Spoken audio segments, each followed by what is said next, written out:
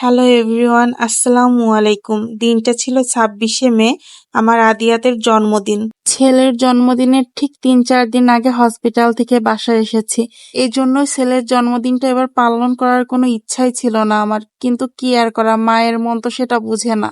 সকালে ঘুম থেকে ওঠার পর থেকেই মনে হচ্ছিল আজকের দিনটা কি এভাবেই নষ্ট করব। তখন মনে হলো না, কিছু একটা করি, অন্তত ছেলেটা একটু খুশি হোক। তখন ঘড়ির দিকে তাকিয়ে দেখি বাজে দুপুর 12টা। পাশের থেকে ফোনটা হাতে নিয়ে একটা কেক অর্ডার করলাম। এত অল্প সময়ে কেউই কেকটা দিতে রাজি হচ্ছিল না। অবশেষে একটা পেজ থেকে কেকের অর্ডারটা কনফার্ম করলো। আমি চেয়েছিলাম আর একটু ডিজাইনের মধ্যে কেকটা অর্ডার করতে, কিন্তু এতটুকু সময়ের মধ্যে কেউ অর্ডারই নিচ্ছিল না, ডিজাইন তো অনেক দূরের কথা। যাই হোক, সন্ধ্যার সময় আমার বাসায় কেকটা ডেলিভারি করা হয়েছে। আর আমি আর আপনাদের ভাইয়া নিজেদের মতো করে অল্প কিছু বেলুন দিয়ে একটু সাজিয়েছি বাচ্চাটার মুখের দিকে তাকিয়ে। বাসাতে আমি, আদিয়াত আর আপনাদের ভাইয়া ছাড়া আর কেউ ছিল না যে কেউ কেকটা অর্ডার করবে, বাসাটাকে সুন্দর করে সাজাবে। আর আমার শরীরের অবস্থা এতটাই খারাপ ছিল যে এটা আমার পক্ষে একদমই সম্ভব ছিল না। যাই হোক, ছেলেটা যেন একটু খুশি হয় এই জন্যই এতটুকু করা। এখন আদিয়াত তার নানা ভাই আর নানুমণির সাথে ভিডিও কলে কথা বলতেছিল।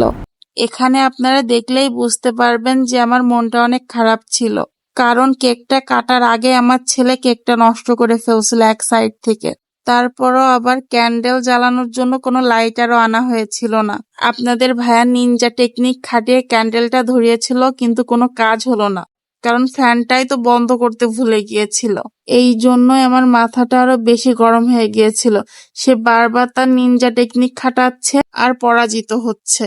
তখন তো খুব রাগ হয়েছিল, কিন্তু এখন ভিডিওটা এডিট করার সময় প্রচন্ড হাসি পাচ্ছিল এদের কাণ্ড কারখানা দেখে।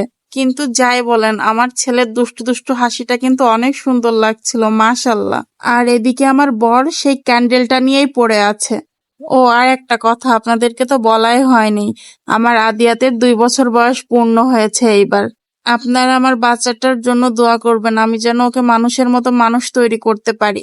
এবার আমার বাচ্চাটা কেক কাটবে। হ্যাপি বার্থডে আদিয়াত বাবা, মাম্মাম তোমাকে অনেক বেশি ভালোবাসে। জীবনের সব থেকে সুন্দর অনুভূতি এনে দিয়ে আজকের এই দিনে তুমি পৃথিবীতে এসেছিলে।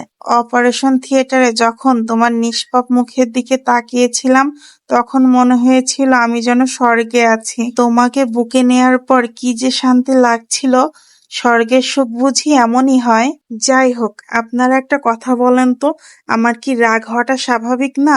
যার জন্মদিন সে একটুও কেক খাবে না, কেক গালেও নিবে না। আমার এই অসুস্থ শরীর নিয়ে এইসব আমি কার জন্য করলাম তাহলে? ছেলেকে যখন কোনো মতেই কেক খাওয়াতে পারলাম না, তখন ছেলের বদলে ছেলের বাবাকেই কেক খাওয়ালাম আর রাগ করে চলে গিয়েছিলাম। যার যা কাজ সেটা তো সে করবেই। তার কেক খাওয়ার প্রয়োজন নেই, তার খেলনার প্রয়োজন আছে। তার বাবা তার জন্মদিনে এই গাড়িটা গিফট করেছিল। সে কিন্তু অনেক বেশি খুশি এটা পেয়ে। তারপর সে গাড়িতে উঠে গাড়িটা চালানোর চেষ্টা করছিল আর অনেক বেশি খুশি হচ্ছিল। যাক, সে তো খুশি হয়েছে, এটাই আমার কাছে সবকিছু। আদিয়াতের গাড়িটা কিন্তু প্যাকেটে মোড়ানো ছিল। প্যাকেটটা পুরোপুরি খোলা হয় নাই, তার কারণ আদিয়াত তার নানুমণির বাসায় যাবে আর সাথে করে গাড়িটা নিয়ে যাবে, এই জন্য। এবার আপনাদেরকে যে জিনিসটা দেখাবো সেটা দেখার জন্য আমি নিজেও প্রস্তুত ছিলাম না। এই দেখেন আমার শান্ত শিষ্ট ছেলের অবস্থা। আমি রুম থেকে বের হয়ে দেখি আমার ছেলের এই অবস্থা।